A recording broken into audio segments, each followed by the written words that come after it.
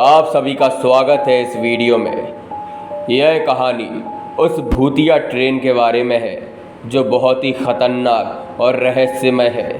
यह कहानी काफ़ी ख़तरनाक और जानलेवा होने वाली है, इसलिए कमज़ोर दिल वाले ना देखें। आज से काफ़ी समय पहले एक विकास नाम का व्यक्ति था जो हैदराबाद में रहा करता था।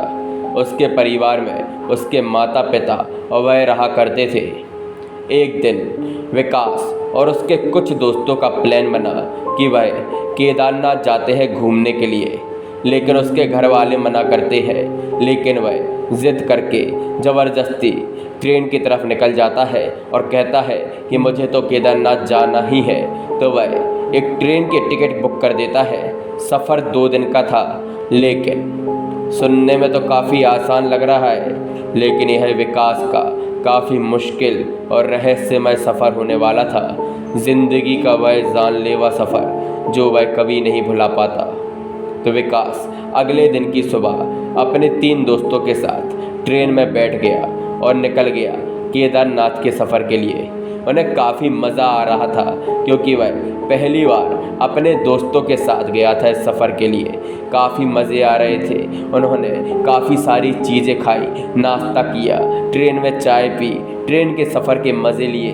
बीच में बारिश हो रही थी तो उन्होंने खिड़की से बारिश का नज़ारा देखा। काफ़ी अच्छा लग रहा था विकास को क्योंकि वह बहुत ही मज़े से चिल कर रहा था। लेकिन कुछ ही पल विकास के साथ एक ऐसी दुर्घटना होने वाली थी जिससे वह अनजान था। एक दिन का सफ़र तो तय कर लिया था, लेकिन अगले दिन की सुबह विकास ट्रेन में बहुत बोर होने लगा था और सोचने लगा कि यार अब बाहर निकलना चाहिए। लेकिन ट्रेन किसी भी स्टेशन पे नहीं रुक रही थी। आधी रात के 2 बजे ट्रेन एक स्टेशन पर रुकी। तो विकास ने सोचा कि उसे प्यास लग रही है, तो वह ट्रेन के नीचे उतर गया और यहाँ से वहाँ पानी की बोतल ढूंढने लगा। लेकिन स्टेशन बिल्कुल खाली वीरान था। एक भी व्यक्ति स्टेशन पे मौजूद नहीं था। तो विकास ने सोचा कि वह स्टेशन से बाहर चला जाता है, वहाँ पर उसे पानी की बोतल मिल जाएगी। तो विकास स्टेशन से बाहर निकल जाता है और वहाँ पर एक छोटी सी दुकान रहती है, तो वह वहाँ से पानी की बोतल ले लेता है। तभी उसे ट्रेन के हॉर्न की आवाज़ आती है। तो विकास भागते हुए ट्रेन के पास जाता है, लेकिन काफ़ी लेट हो जाता है। ट्रेन निकल जाती है। विकास काफ़ी उदास हो जाता है। इस वीरान और सुनसान स्टेशन पे विकास अकेला ही बसता है। वह यहाँ वहाँ किसी व्यक्ति को ढूंढने की कोशिश करता है जो उसकी मदद कर सके, लेकिन उसे कोई नहीं मिलता क्योंकि यह स्टेशन एक भूतिया स्टेशन था जिससे विकास अनजान था। आगे जाके विकास के साथ एक ऐसी दुर्घटना होने वाली थी जिससे उसकी रूह कांप जाती। विकास एक टेबल पे जाके बैठ जाता है। रात के 3 बज जाते हैं।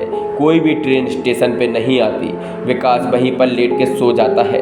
तभी अचानक से उसे बाथरूम से लाइट के बंद चालू की आवाज़ आती है। तो वह सोचता है कि यहाँ पर कोई व्यक्ति होगा, तो वह भागकर बाथरूम की तरफ जाता है, लेकिन वहाँ कोई नहीं रहता। बाथरूम से बहुत ही बुरी बदबू आती है और चारों तरफ गंदगी ही गंदगी मची रहती है, मानो कुछ सालों से उस बाथरूम को किसी ने यूज़ ही ना किया हो। यह देख के विकास थोड़ी घबरा जाता है और वहाँ पर टॉयलेट करने लगता है। तभी उसे आभास होता है कि उसके पीछे कोई खड़ा हुआ है। जब विकास सिर हिला के पीछे देखता है, वहाँ कोई नहीं रहता। यह देख के उसे लगता है कि कुछ भ्रम होगा। उसके बाद वह जब आईने की तरफ जाता है हाथ धोने के लिए, तो वह देखता है कि आईने के पीछे विकास के साथ कोई खड़ा है। एक औरत है जो देखने में काफ़ी खौफनाक और जानलेवा लग रही है। यह देख के विकास पीछे मुड़ के देखता है, लेकिन कोई नहीं रहता। उसे लगता है कि वह इसका भ्रम है क्योंकि वह अच्छे से सो नहीं पाया, इसलिए ऐसा हो रहा है। तो वह वापस अपनी टेबल पर चला जाता है और वहाँ पर लेट जाता है।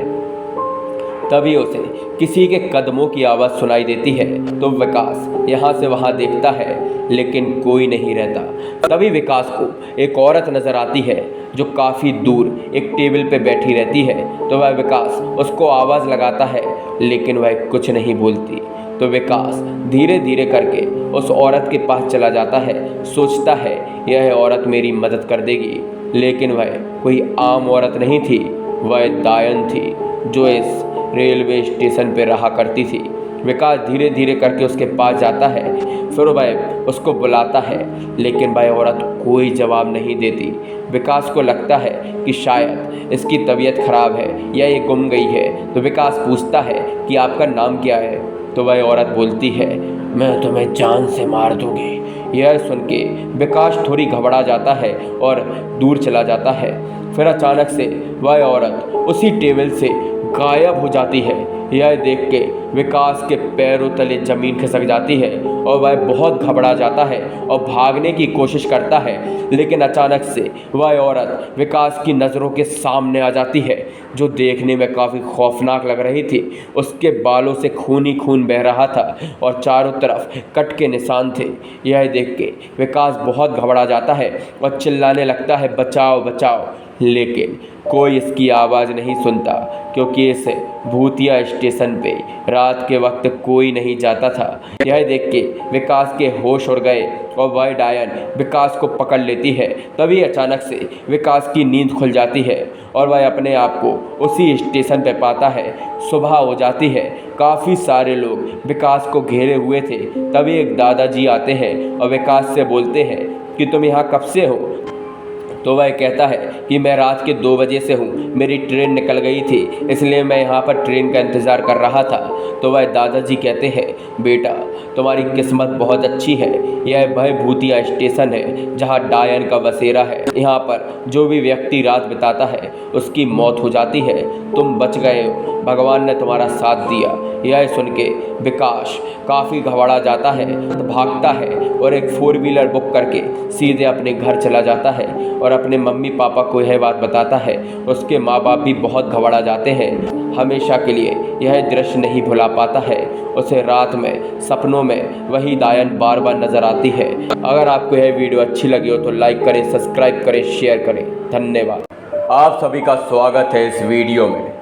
यह कहानी उस कच्चे रास्ते के बारे में है जो खुशी के त्यौहार को मातम में बदल देता है। यह कहानी काफ़ी खौफनाक और जानलेवा होने वाली है, क्योंकि यह ऐसी वैसी कहानी नहीं, यह हकीकत में हुआ है। यह कहानी असली है, एक छोटे से गांव की है। तो चालू करते हैं इस कहानी को। आज से 200 साल पहले एक छोटा सा गांव हुआ करता था। वहाँ पर एक छोटा सा कच्चा रास्ता जाता था और उस कच्चे रास्ते के आजू बाजू पानी ही पानी भरा रहता था और वहाँ पर काफ़ी सारे आम के पेड़ थे। वह सबसे पवित्र जगह मानी जाती थी उस गांव की, क्योंकि आम के सीज़न में वहाँ पर काफ़ी सारे आम उगे रहते थे और नदी बहुत ही साफ़ रहती थी। लोग वहाँ का पानी पिया करते थे और आए दिन आम तोड़ के खाया करते थे। गांव की सबसे खुशहाल जगह वह कच्चा रास्ता था, लेकिन एक दिन ऐसा हुआ कि वह रास्ता मनुष्य से भर गया और वहाँ पर भूतों का बसेरा हो गया। एक बार गांव में शादी हुई तो लोग बारात लेके ट्रैक्टर से जा रहे थे। उसी कच्चे रास्ते पे काफ़ी तेज़ बारिश हो रही थी, क्योंकि बारिश का सीज़न था। वह रास्ता पूरी तरीके से कीचड़ से भर गया था और ज़मीन पानी के अंदर धंसने लगी थी। लोग ढोल नगाड़े के साथ बारात लेकर जा रहे थे। तभी अचानक ट्रैक्टर का टायर पानी के अंदर धंस जाता है और पूरा ट्रैक्टर उलट जाता है पानी के अंदर और लोगों की वहाँ पर मौत हो जाती है। तकरीबन 50 लोग थे बारात में और 50 की मौत हो जाती है। कुछ समय बाद वही आम का बगीचा, कच्चा रास्ता और पानी पूरे तरीके से सूख जाता है। लोगों को लगता है कि मौसम की वजह से हुआ है, लेकिन उन्हें हकीकत नहीं पता थी। तकरीबन 2 महीने बाद एक दिन अचानक से उसी कच्चे रास्ते पे ढोल नगाड़े बजने की आवाज़ आने लगी। तो गांव के लोगों ने सोचा कि यह आवाज़ कहाँ से आ रही है। तो जब गांव के लोग सुबह देखने गए तो वहाँ पर कोई नहीं था, सिर्फ बहुत सारे कदमों के निशान थे। तो गांव वालों को लगा कि शायद कोई बारात निकली होगी यहाँ से रात के वक्त। अगले दिन फिर से रात को तकरीबन 2 बजे ढोल नगाड़े बजने की आवाज़ें आने लगी। तो गांव वालों को शक हुआ और वह अगले दिन की सुबह वहाँ पर गए तो फिर से वही पैरों के निशान गांव वालों को दिखे। तो गांव वाले समझ गए कि यहाँ पर कुछ गड़बड़ ज़रूर है। ऐसे यह सिलसिला 10 दिन तक चलता रहा। फिर एक दिन रात को ढोल नगाड़े बजने की आवाज़ आई। तो एक आदमी ने सोचा कि वह जाकर तो देखे कि यहाँ पर क्या गड़बड़ है।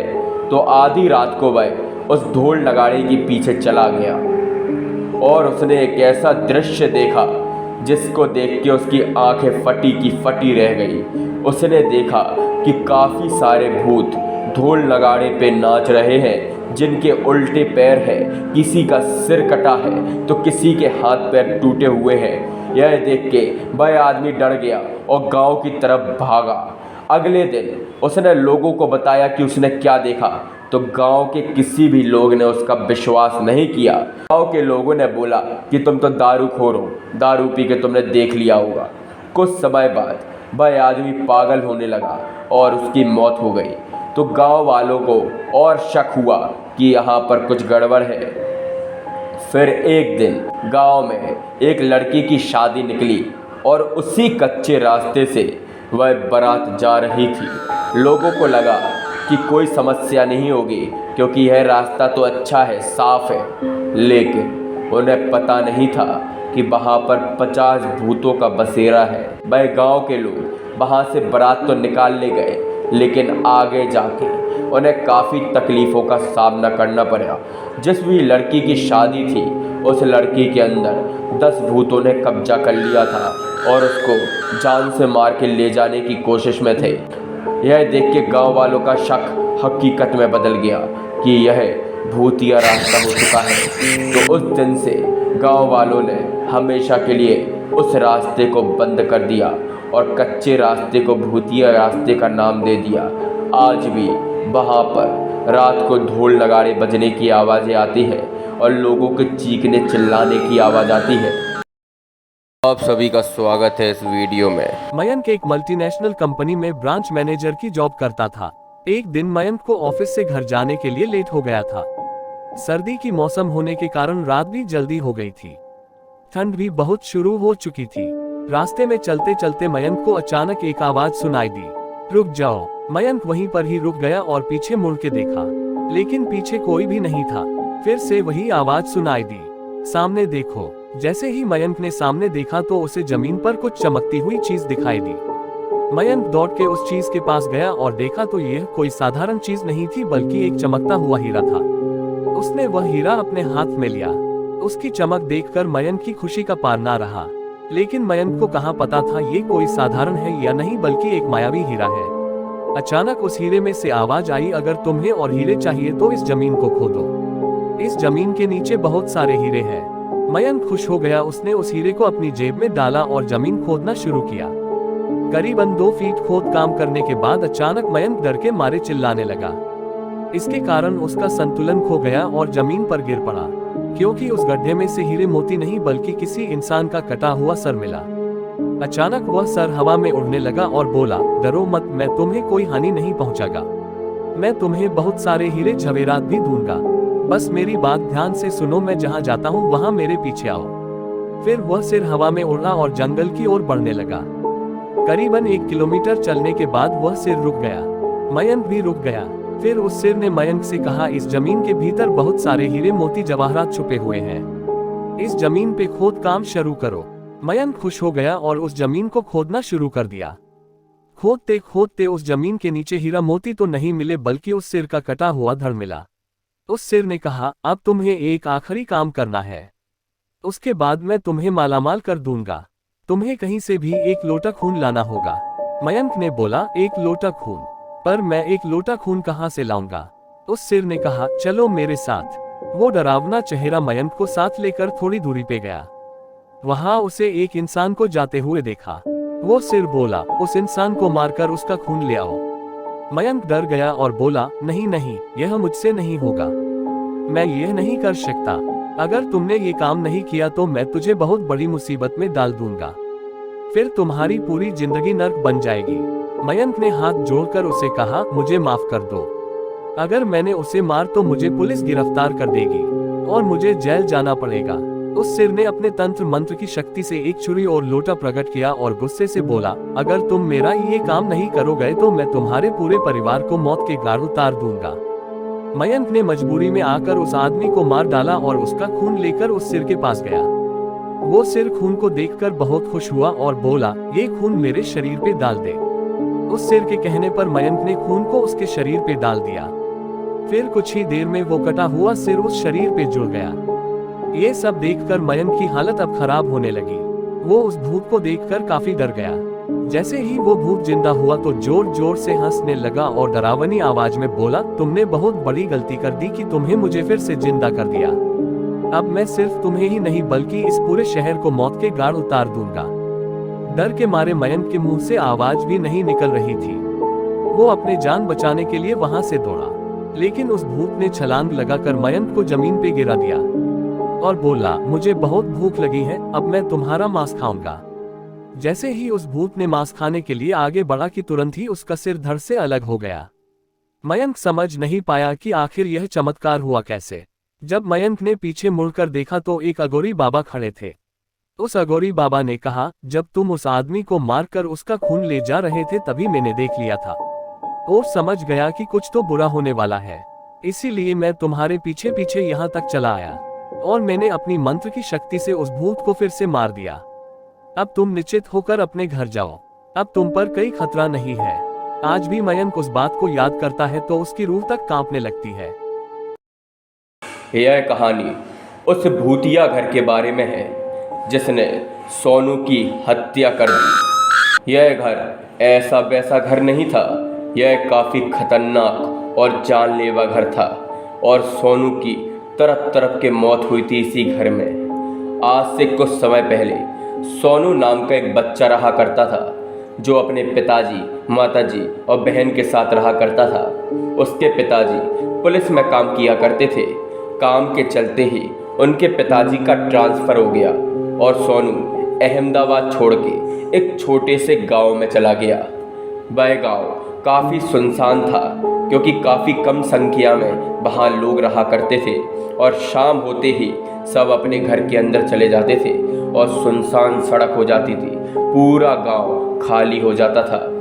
सोनू ऐसे गांव में बसने के लिए चला गया, लेकिन ये सफ़र सोनू का आखिरी सफ़र था, ये उसे पता नहीं था क्योंकि अब उसकी मौत होने वाली थी। सोनू जिस घर में गया था रहने के लिए, उस घर में तो कोई समस्या नहीं थी, लेकिन उस घर के बगल वाले घर में काफ़ी समस्या थी। जब भी सोनू अपने घर के बगल वाले घर को देखता तो उसे ऐसा आभास होता कि कोई उसे देख रहा है, मानो अपने घर की शायद उसको बुला रहा हो। यह देख के सोनू काफ़ी डर जाता था। शाम के वक्त सोनू हर दिन छत पे अपनी बहन के साथ खेला करता था, तो जब भी वह छत से अपने बगल वाले घर को देखा करता था, जो घर भूतिया था, वहाँ पर एक खिड़की पे उसे औरत नज़र आती थी। हर बार यह देख के सोनू डर जाता था और भागकर नीचे जाता था और मम्मी से बोलता था कि मम्मी मैंने भूत देखा है, भूत देखा है। लेकिन उसकी मम्मी उसकी बात पे विश्वास नहीं करती थी, सोचती थी बच्चा है, मजाक कर रहा होगा। लेकिन ये मजाक किसको क्या पता था कि हकीकत बन जाएगा। ऐसे ही कम से कम 1 महीने हो गए और सोनू उस घर से काफ़ी डरने लगा। जब भी वह उस घर की तरफ देखता तो उसे वही औरत नज़र आती जो देखने में बहुत ही खतरनाक और जानलेवा लग रही थी। सोनू हर बार अपनी मम्मी से बोलता, लेकिन उसके मम्मी पापा मजाक में उसको समझते। कुछ समय बाद सोनू के वहाँ काफ़ी सारे दोस्त बन गए थे, तो शाम के वक्त सोनू हर दिन वहीं पर खेलने लगता था। ऐसे ही करते करते सोनू को 6 महीने बीत गए और वह उस घर के बारे में पूरी तरह भूल गया, क्योंकि वह शाम के वक्त छत पे नहीं जाता था, सड़क पे खेलता था अपने घर के सामने और उसके 4-5 काफ़ी खास दोस्त बन गए थे जो उसके साथ खेला करते थे। लेकिन एक दिन सोनू के साथ ऐसा हादसा हो गया जिससे उसकी जान चली गई। एक दिन शाम के वक्त सोनू गली में क्रिकेट खेल रहा था और गलती से सोनू के बैट से बॉल उसी घर के अंदर चली जाती है। सोनू काफ़ी घबरा जाता है और सोचता है कि मैं उस घर के अंदर नहीं जाऊंगा, लेकिन उसके दोस्त बोलते हैं कि तुम्हें जाना पड़ेगा, ये बॉल तुम्ही को लानी पड़ेगी। तो यह सुन के सोनू बहुत डर जाता है और बोलता है कि मैं नहीं जाऊंगा, लेकिन उसके दोस्त कहते हैं कि तुम फट्टू हो, डरते हो, ऐसा वैसा। तो सोनू को गुस्सा आ जाती है और वह टूटी खिड़की के जरिए उस घर के अंदर घुस जाता है। यही सोनू की सबसे बड़ी गलती थी, क्योंकि उसको पता नहीं था आगे उसके साथ क्या होने वाला है। सोनू उस घर में यहाँ से वहाँ देखता है। काफ़ी अंधेरा था, फर्नीचर पे दीमक चढ़ी हुई थी, चारों तरफ टूटी दीवार और गंदगी मची हुई थी। वहाँ से काफ़ी बुरी बदबू आ रही थी, मानो किसी का सड़ा हुआ मांस उस घर के अंदर डला हो। यह देख के सोनू के पैरों तले ज़मीन खिसक गई और उसे काफ़ी डर लगने लगा। लेकिन उसने थोड़ी हिम्मत की और सोचा कि मैं बॉल लेकर आऊँगा, क्योंकि वह फट्टू नहीं था। तो वह उस घर के अंदर जाने लगा। काफ़ी अंधेरा था, सोनू को कुछ नहीं दिखाई दे रहा था, तो वह स्विच ढूंढ रहा था जिससे वह लाइट चालू कर दे। अंधेरे की वजह से वह दीवालों के सहारे आगे बढ़ता जा रहा था और यहाँ से वहाँ स्विच ढूंढ रहा था। तभी उसे स्विच मिल जाता है और वह स्विच को चालू कर देता है। जैसे ही सोनू स्विच को चालू करता है, लाइट चालू होती है। वह औरत उसकी आंखों के सामने होती है।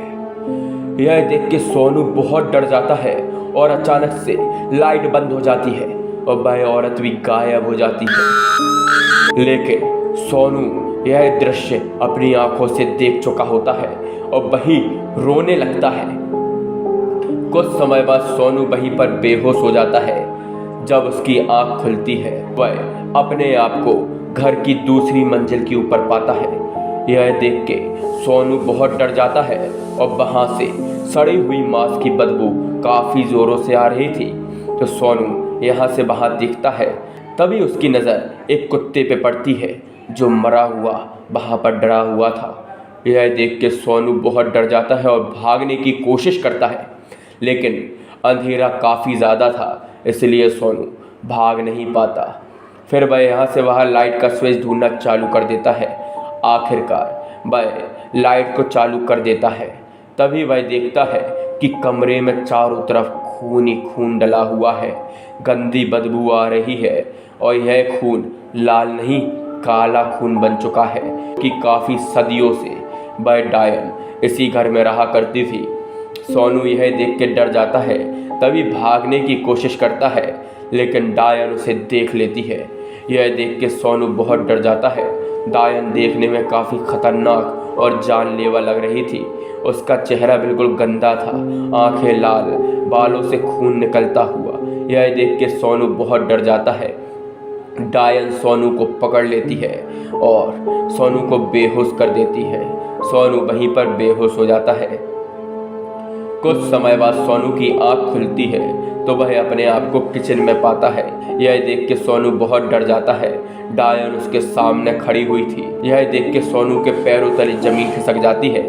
डायन धीरे धीरे करके सोनू के पास जाती है और सोनू से कहती है, आज मैं तुम्हें जान से मार दूंगी। यह देख के सोनू बहुत डर जाता है और डायन सबसे पहले सोनू के मुंह की जीभ खींच के अलग कर देती है और सोनू के पूरे मुंह से खून ही खून निकलने लगता है और वह कुछ नहीं बोल पाता।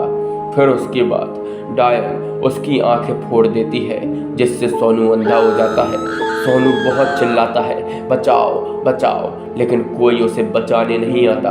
डायन को काफ़ी मज़ा आता है, क्योंकि वह कुछ समय बाद सोनू की हत्या करके उसका खून पीना चाहती थी। तो भाई डायन एक एक करके सोनू के हाथ पैर काट देती है और सब कुछ अलग कर देती है। फिर सीना चीर के उसका दिल निकालती है और खा जाती है और सोनू की वही मौत हो जाती है। बाहर खेलते हुए बच्चे जब सोनू को देखते हैं कि सोनू की चिल्लाने की आवाज़ आ रही है तो वह अपने अपने घर पे जाते हैं और अपने माँ बाप को बताते हैं। तो पुलिस वहाँ पर आ जाती है और उस घर की चेकिंग करती है, लेकिन पुलिस को उस घर के अंदर कुछ नहीं मिलता, सिर्फ सोनू की लाश मिलती है जो कटी हुई रहती है। यह देख के आसपास के पड़ोसी काफ़ी डर जाते हैं और वह अपना घर छोड़ के हमेशा के लिए चले जाते हैं और वह भूतिया डायन का घर हमेशा के लिए सुनसान हो जाता है और सदियों से उसे कोई भी इंसान नहीं मिलता क्योंकि पूरा गांव खाली हो जाता है। मेरा नाम प्रतीक मिश्रा है। मैं वेस्ट बंगाल के एक गांव में रहता हूं। मैं अभी इंजीनियरिंग का अभ्यास कर रहा हूं और साथ में मैं एक सोलो बाइक राइडर भी हूं। मैं अक्सर छुट्टियों के दिन या फिर वीकेंड पे अपने बाइक लेकर लॉन्ग राइड पे चला जाता हूं। एक दिन मेरे साथ कुछ ऐसी घटना घटी जिसे आज भी सोचता हूं तो मेरे शरीर की रूह तक कांपने लगती है। आज से 2 साल पहले की बात है। मैं अपने बाइक लेकर कोलकाता लॉन्ग राइड पे गया था। रास्ता 3 दिन का था, इसलिए मुझे पहले से ही होटल बुक करनी पड़ती थी। एक बार रास्ते में मुझे बहुत भूख लगी थी, इसलिए मैंने अपनी बाइक को साइड में पार्क किया और पास में नाश्ते की दुकान पे जाके 2 वड़ा पाव खा लिया। बाद में मैंने अपनी ट्रैवलन की शुरुआत कर दी। कुछ समय बाद शाम को अचानक मेरे पेट बिगड़ने लगा। मैं होटल पे जा सकूं इतना समय भी नहीं था, इसलिए मैंने पास में सुलभ शौचालय पे एंड यूज का उपयोग किया। वहीं पे मुझे किसी के पायल की आवाज सुनाई दी। मुझे कुछ अजीब सा लगा कि पुरुष के शौचालय में एक औरत का क्या काम। इसी समय वहां की लाइट चालू बंद होने लगी। मैं तो को डर के मारे कांपने लगा। मेरे शरीर के रुवटे खड़े हो गए।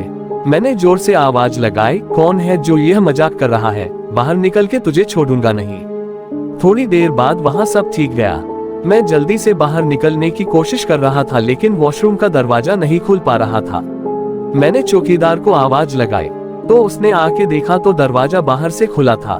फिर उसने आवाज लगाई, दरवाजा खुला है, आप थोड़ा धक्का लगाए। मैंने धक्का दिया तो दरवाजा खुल गया। मैं पैसा देकर बाहर निकल ही रहा था कि फिर से मेरा पेट खराब होने लगा। मुझे वापस उस खतरनाक वॉशरूम में नहीं जाना था, लेकिन मेरे पास और कोई चारा भी तो नहीं था। इस बार लगभग 2-3 मिनट हुई होगी कि वापस से लाइट चालू बंद होने लगी और साथ में कोई स्त्री की हंसने की आवाज भी आ रही थी। मुझे काफी डर लगने लगा था। मैं जल्द ही अपना काम पता के बाहर निकलने की कोशिश कर रहा था, लेकिन मैं वहीं से उठ ही नहीं पा रहा था। मुझे ऐसा लग रहा था कि कोई मुझे पर बैठ गया हो। मैं अपनी पूरी ताकत लगा के खड़ा हो गया और दरवाजा खोल के बाहर निकल गया। बाहर देखकर मैंने देखा कि सुलभ शौचालय का मुख्य दरवाजा बंद था और उस पर काफी सारे जीव जंतु चिपके हुए थे। ये सारा खौफनाक दृश्य देखकर मेरे तो प्राण ही निकल गए हो ऐसा महसूस होने लगा। मैं जोर जोर से रोने लगा। वहां पे काफी अंधेरा था और काफी दुर्गंध भी आ रही थी। मुझे लगा कि मैं यहाँ से कैसे बाहर निकल पाऊंगा। उसी वक्त मेरे सामने एक बड़ी बड़ी लाल आंखें वाली, लंबे बालों वाली भयानक औरत खड़ी थी। उसे देखकर मेरे तो होश ही उड़ गए। मैं तुरंत ही दरवाजे की ओर दौड़ा, लेकिन घबराहट की वजह से मेरे पैर फिसल गए और मैं नीचे फर्श पे गिर गया। पायल का आवाज कर रही वो भयानक औरत मेरी तरफ आ रही थी। उसे देखकर लगा कि आज मेरी जिंदगी का आखिरी दिन है, अब मैं बचने वाला नहीं हूँ। थोड़ी ही देर में वो औरत मेरे पास आकर बैठ गई और मुझे जानवर की जैसे सूंघने लगी। मुझे अपनी मौत साफ साफ दिख रही थी। फिर मैंने अपनी सारी हिम्मत लगा के एक आखिरी कोशिश करके जोर लगा के खड़ा हो गया और जोर जोर से दरवाजे को हिलाने लगा। थोड़ी ही देर में दरवाजा टूट गया और मैं बाहर निकल गया। जब मेरी नजर बाहर खड़े लोगों के सामने पड़ी तो मैंने देखा कि लोग मेरे सामने ऐसे देख रहे थे जैसे मैं कोई पागलखाने से भाग आया हूँ। लोग मुझे यहाँ तक बोलने लगे कि पागल है क्या, पी के आया है। तभी वहाँ पास में खड़ा आदमी ने मेरे पास आके पूछा कि भाई तुम वहाँ अंदर क्या कर रहे थे। मैंने कहा भाई मैं कोई अंदर घूमने नहीं गया था, बल्कि टॉयलेट करने के लिए गया था। मेरी बात सुनकर उस भाई ने मुझसे कहा तुम जरा पीछे मुड़कर तो देखो। मैंने जब उस आदमी की बात सुनकर पीछे मुड़कर देखा तो मेरे तो होश ही उड़ गए। वही कोई भी शौचालय नहीं था, बल्कि एक पुराना टूटा फूटा खंडाल मकान था। ऊपर वाले की मेहरबानी थी कि मैं सही सलामत बच गया और उस भयानक देखने वाली चुड़ैल की चंगुल से बच निकला। आत्मा और भूतों की दुनिया बहुत ही रहस्यमय है। जिसका उनके साथ सामना होता है। केवल वही लोग मानते हैं कि आत्मा और भूत का इस दुनिया में वजूद है, और जो लोगों का उनके साथ सामना नहीं होता है वे लोग सिर्फ उन्हें काल्पनिक ही मानते हैं। खैर जो भी हो, लेकिन भूत प्रेत और आत्माओं का वजूद ही नहीं है ऐसा बोल के उनका मजाक बनाने का कोई सबूत ही नहीं मिला है। कभी कभी ऐसी भी घटनाएं भी सामने आई जो कि अशरीरी आत्माओं का वजूद मानने को मजबूर कर देता है। विज्ञान भी ये विषय पे परीक्षण कर रहा है और ऐसे भी परिणाम सामने आए हैं जो बताते हैं कि मृत्यु बाद भी आत्माओं का अस्तित्व रहता है और वो कभी भी अपनी इच्छा से प्रकट और अदृश्य हो जाते हैं। ये कहानी भी कुछ ऐसी ही है। ये कहानी लुधियाना शहर के एक रहवासी की है। वो अपने बिजनेस के काम से पूर्व अफ्रीका की राजधानी नैरोबी में जाके रहने लगा। एक बार उसकी पत्नी अफ्रीका से पंजाब वापस आई और अचानक से उसको दिल का दौरा पड़ा, इसलिए उसकी हालत बहुत ही गंभीर हो गई। डॉक्टर्स ने भी उसको बचाने का बहुत ही प्रयास किया लेकिन वो नाकामयाब रहे और उस बिजनेस की पत्नी का मरण हो गया। मरने से पहले उसने अपनी अंतिम क्रियाविधि के बारे में बात किया था, उसी तरह से उसी विधि पूर्वक उसका अंतिम क्रियाकरण कर दिया गया। कुछ समय बाद उस औरत के पति की भी तबीयत बहुत ही खराब हो गई। डॉक्टर्स ने उन्हें लंदन जाके अपना इलाज करवाने को बोला। लंदन में डॉक्टर्स ने उनका तपास करके बोला कि मेरा रोग बहुत ही बड़ा नहीं है, थोड़े समय के बाद तुम ठीक हो जाओगे। और इतना सुनकर उस आदमी ने चैन की सांस लेके होटल पे वापस आ गया। उस रात को जैसे ही अपने रूम का दरवाजा खोला तो उसको लगा कि कोई पहले से ही उसके रूम में कोई है। आगे जाके जब उसने देखा कि सामने बेड पे उसकी मृत्यु हो गई पत्नी बैठी थी। ये देख के वो आदमी थर-थर कांपने लगा। डर के कारण उसके गले में से आवाज भी नहीं निकल पा रही थी, लेकिन उसकी पत्नी की आत्मा ने उसके सामने जाके बोलना चालू कर दिया। उस आदमी की पत्नी ने बोला, आपने जिस तरीके से मेरा अग्नि संस्कार किया उससे मैं बहुत ही संतुष्ट हूँ।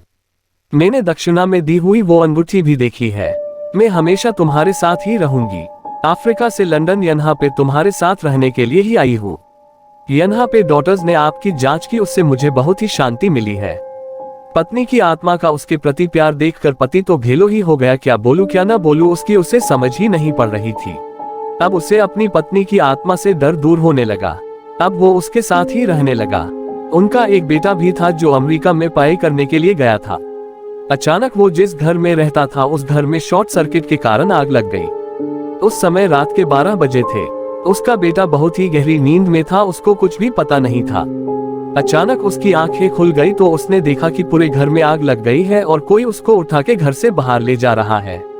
उसने जानने के लिए देखा कि किसने उसे उठाया है, लेकिन कोई उसे नजर नहीं आया। वो खुद हवा में उड़ता हो ऐसा उसको लगा, लेकिन उसको पता नहीं था कि उसको उठा के लेके जाने वाला और कोई नहीं उसकी मृत माँ ही थी। उसकी माता की आत्मा ने आके ही सही सलामत घर से बाहर निकाला था। ये पूरी घटना का सार उसको उसके पापा ने बताया। इस तरीके से एक आत्मा ने उनके पुत्र की जान बचाया। 5 साल बाद जब पत्नी की आत्मा ने उनसे विदाई लेने के लिए आज्ञा मांगी तब वो आदमी की आंखों में आंसू आ गए और अपनी पत्नी को गले लगा दिया। जिस समय उसने अपनी पत्नी को गले लगाया तब उसका शरीर ऐसा ही था जो उनके जीवन काल के दौरान था। उसके बाद वो अदृश्य हो गई। दोस्तों, अगर आपको मेरी यह कहानी पसंद आई हो तो शेयर जरूर करना।